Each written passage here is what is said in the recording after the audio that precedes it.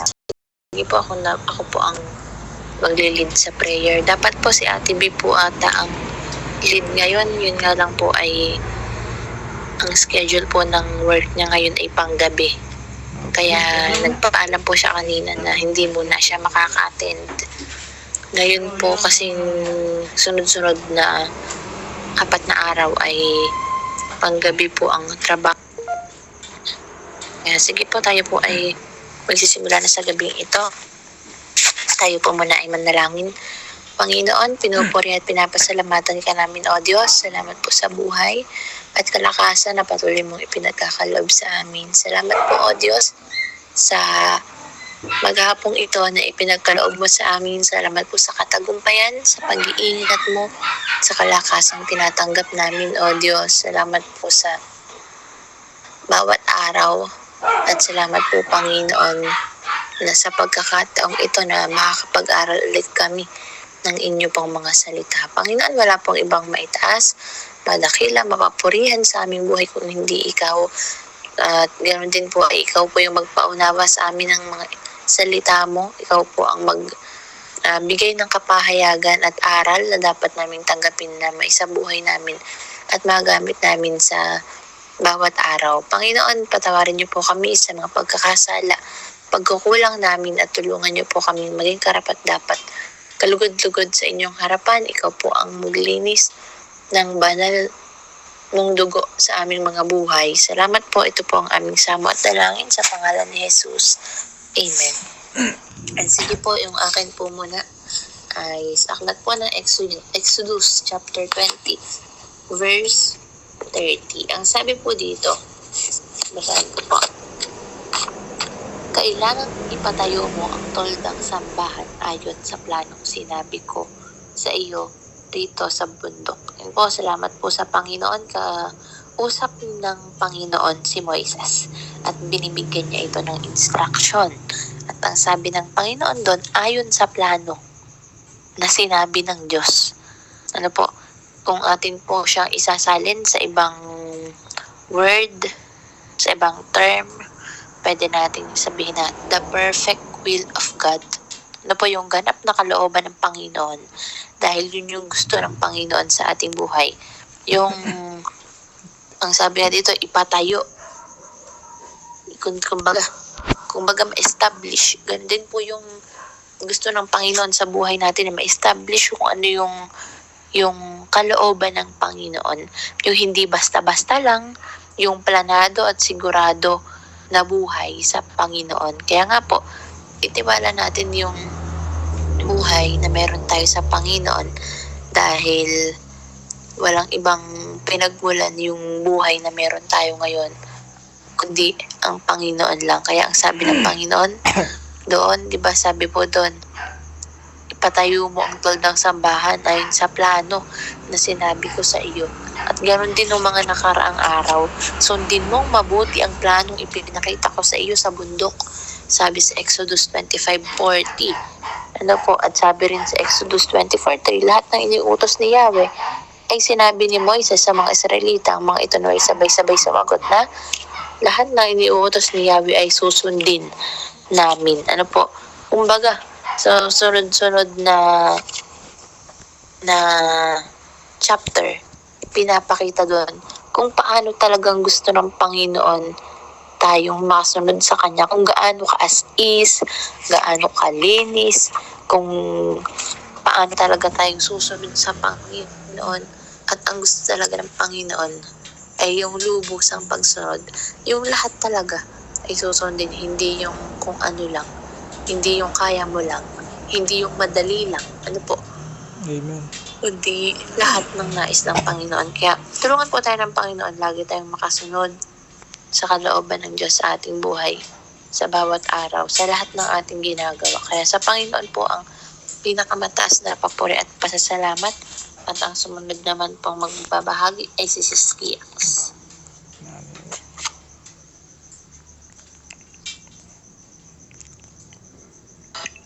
Sige po. Wala po ako ng feeling verse, pero yung natutunan ko po din sa Exodus chapter 26 ay ano po, na mahalaga po talaga yung pagsunod po natin po sa plano po ng Diyos sa ating buhay. Kasi doon po yung pinapakita na nagtitiwala po tayo at nananampalataya po tayo sa plano po ng Diyos sa atin. At na nandun din po na pinapakita na mas mabuti po talaga yung plano ng Diyos. Ayun po, mabuti po talaga yung plano ng Diyos sa ating buhay at mas mainam po siya dun sa mga naiisip lang po natin dyan. Sa Diyos po yung pinamataas na papuri. Amen. Salamat po sa Panginoon. Pagkilo lamang po tayong magsumikap at hanapin yung kung ano yung nais ng Panginoon. Kagaya ni Ezra. Si Ezra po ay lingkod ng Panginoon na bago niya si ano po pala, si Esther po pala, yung bago niya gawin yung mga bagay ay hinahanap niya muna, sinisik niya muna kung ano yung kalooban ng Panginoon bago ito hakpangan. Kaya salamat po sa Diyos. Sumunod po si Kuya Jay. Isang mapagpalang gabi ho sa ating lahat at lalong-lalo na ho sa ating Panginoon. Ako po'y nagpapasalamat sa katagumpayan ng aming prayer meeting dito kanina po sa Bugarin at marami pong kapahayagan ng Panginoon at marami pong nangyari na maganda, pero sa kabila nun ay meron pong mga balakid, pero praying ho tayo sa magagawa ho ng Panginoon para ho mangyari pa rin kung ano ho yung kalooban niya sa ating buhay at sa ating mga gawain sa church. At yun po, ngayon po nandito na ho tayo sa Exodus chapter 26 at yung sa akin po yung sa verse 1. At moreover, thou shalt make the tabernacle with 10 curtains of fine twined linen and blue and purple and scarlet, with cherubims of cunning work shalt thou make them. At dito po, ang pinakang focus dito sa chapter na ito ay yung pagtatayo po nung toldang tipanan, at sa English po ito po ay tabernacle. At ano po ba yung tabernacle nung mga kapanahunan nila Moises?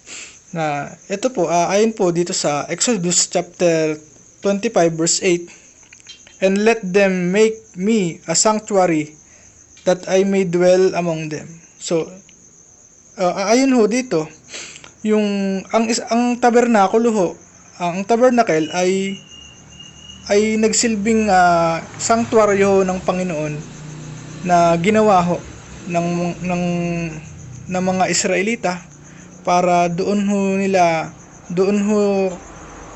ho sila katagpuin ng Panginoon. At yun, sa gitna ho ng karamihan sa kanila sa isang disyerto, yung tabernakulo ho, yun ho yung portable po siyang sambahan na malaki po siya, talagang hindi ho ganun kadali ang pagtatayo niya at pagtitiklop niya para mailipat sa one place to another, na ganun po. At yun, sa dito, that I may dwell among them. At yun, kasi nga po dito, basahin ho natin sa Exodus chapter 29 verse 42 to 46. This shall be a continual burnt offering throughout your generations at the door of the tabernacle of the congregation before the Lord, there where I will meet you to speak there unto me. So, ibig sabihin, yun nga po, kagaya ng sinabi ko sa kanina, na dito, ito lang po yung tanging lugar kung saan po kung saan lamang po nagkakaroon ng ugnayan ang Panginoon sa tao. At ayun, sa panahong yon, si Moises lang po ang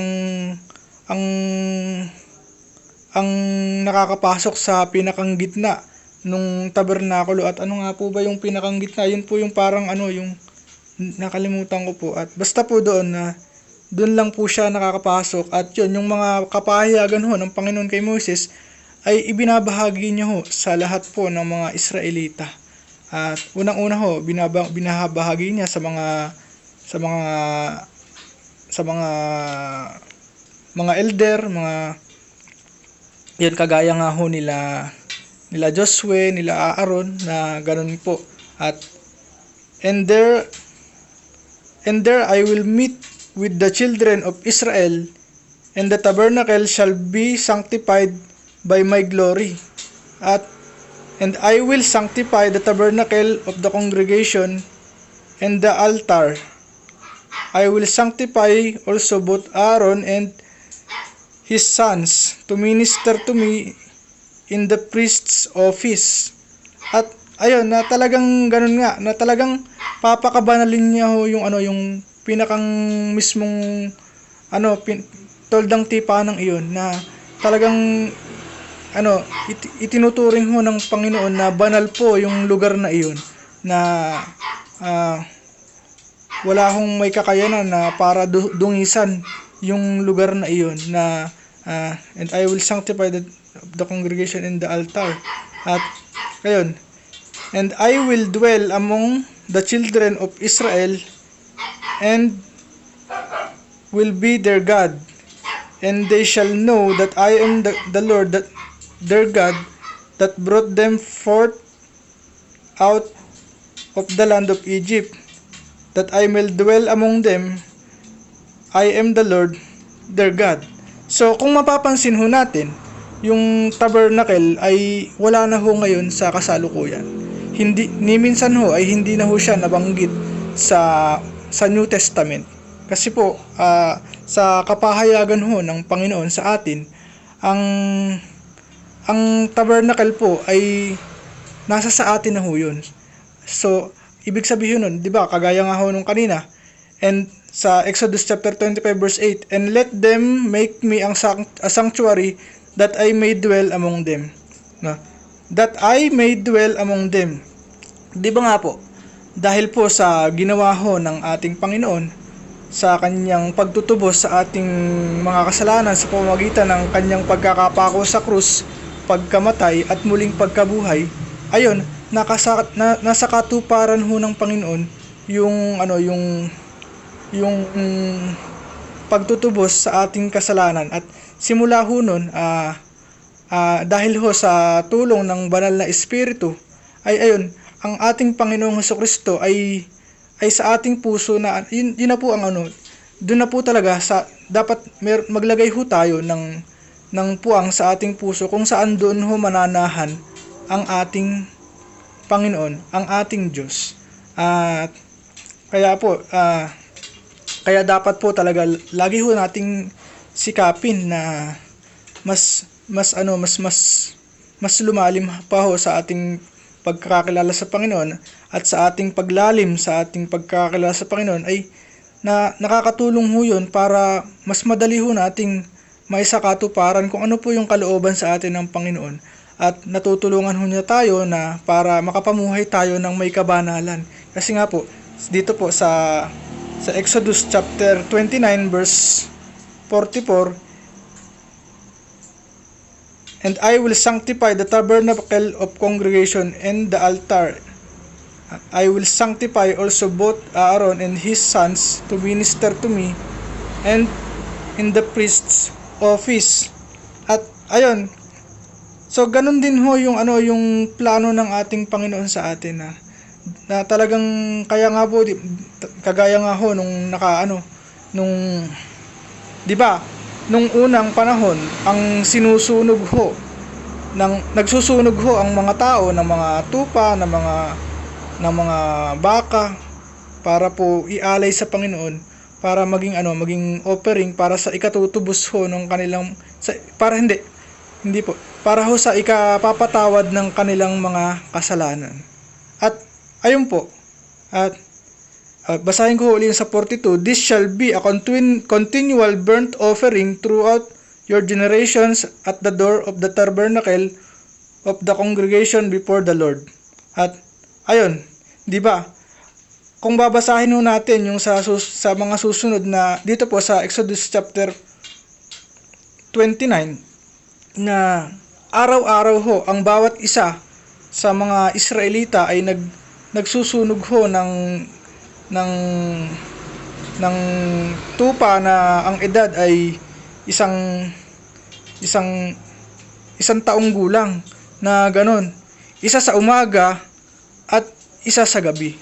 At yun, kung ihahambing natin ho yun sa kasalukuyan, yun po ay maihahantulad natin sa patuloy ho nating pananalangin sa Panginoon, umaga at gabi. At yun naman po, di ba, nakalimutan ko lang po yung verse, pero meron po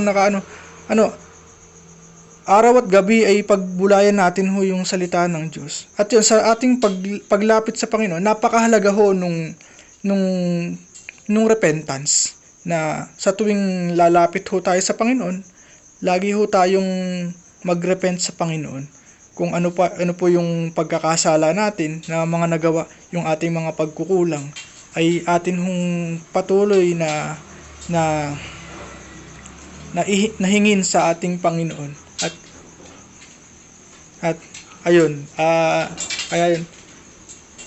And there I will meet you to speak there unto me. At yun, kasi po yung kasalanan po talaga, yan po talaga yung yung nakakapagpahiwalay sa atin sa Panginoon. At dahil po sa ating mga kasalanan, yan din po yung nagiging hadlang para makatagon ho sa para mahadlangan po yung mga kahilingan natin sa Panginoon, na ganun nga po, na kaya napakahalaga po lagi tayong magrepent sa ating Panginoon. At kagaya nga ho, 'di ba, sa katumbas din ho nun na dapat magawa rin ho nating ialay ang ating buhay sa Panginoon. Yun nga po sa Romans 12:1 na ialay natin ang ating buhay sa Panginoon na walang dungis, na ialay natin ang ating buhay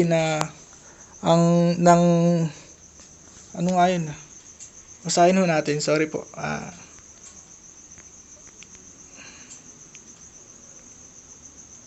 Romans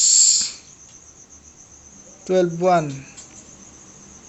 Kaya mga kapatid, nakikiusap ako sa inyo alang-alang sa maraming pagkakataong kinaawaan tayo ng Diyos, ibigay nyo sa Kanya ang inyong mga sarili bilang handog na buhay, banal at kalugod-lugod sa Kanya. Ito ang tunay na pagsamba sa Kanya, na kailangan maialay ho natin yung sarili nating buhay na gano'n nga, yung ating sarili bilang handog na buhay. Ibig sabihin ho nun na dapat magawa nating ialay yung ating sarili, na patayin natin yung ating yung pagnanasa ng ating flesh, at ialay natin yung ating sarili bilang handog na buhay, na yun nga po, buhay po yung ating relasyon sa ating Panginoon, para ho tayo Kanyang pakabanalin at maging kalugod-lugod ho tayong makaharap ho sa Kanya, dahil po sa ating pagsusumikap na magkaroon ho ng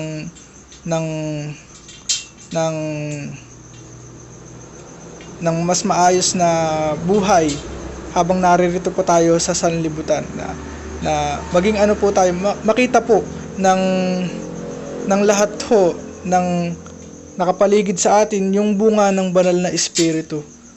At ayun po, at kaya po yun, kaya lagi ho tayong kagaya nga ho nung tema natin ngayong buong taon, na elevate, na to serve the Lord wholeheartedly, na talagang kailangan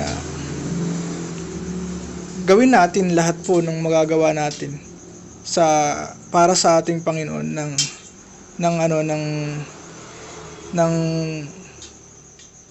gawin natin yung buo nating makakaya. Hindi pwede yung pwede na yan, yung ganyan na lang.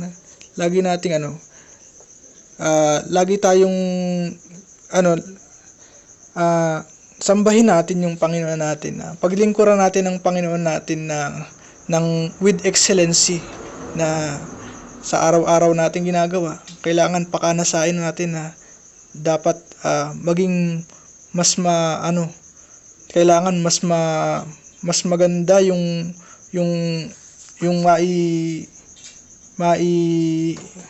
magawa natin para sa ating Panginoon. At yun lamang po, at marami pong salamat, at nasa Diyos po lahat ng papuri, pagdakila at pagsamba.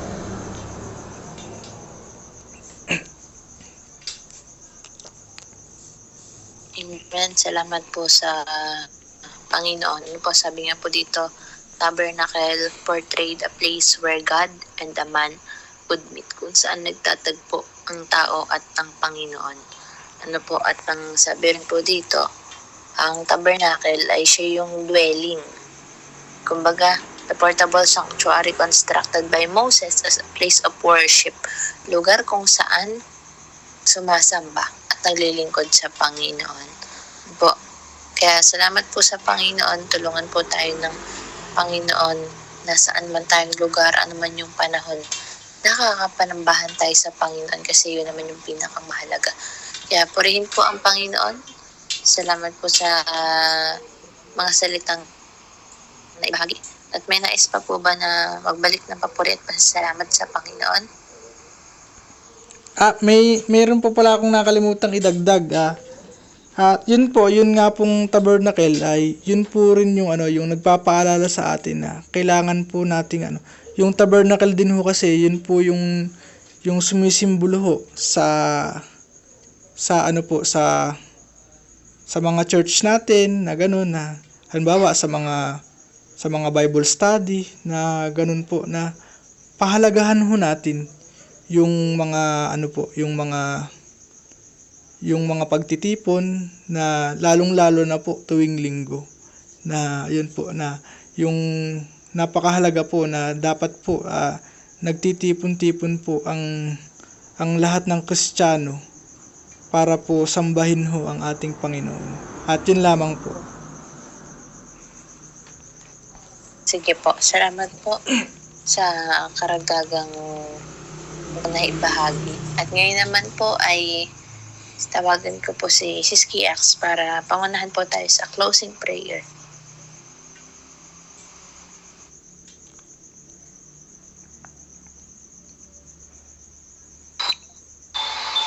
Sige po, tayo po manalangin. Lord, maraming salamat po sa gabi ito at sa gawain po namin natapos ngayong gabi.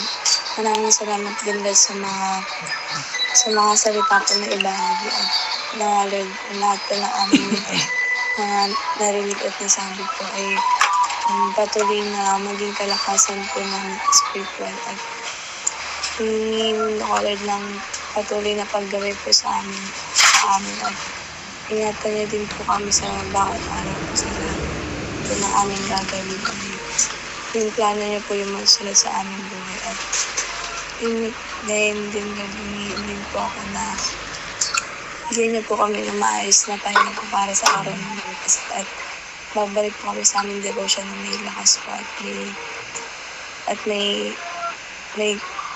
patuloy niyo po kami ang kabayan mo. Kaya po yung pinamataas na papurit pagsambot pa. Salamat in Jesus' name. Amen. Amen po. God bless po. Good night. Po.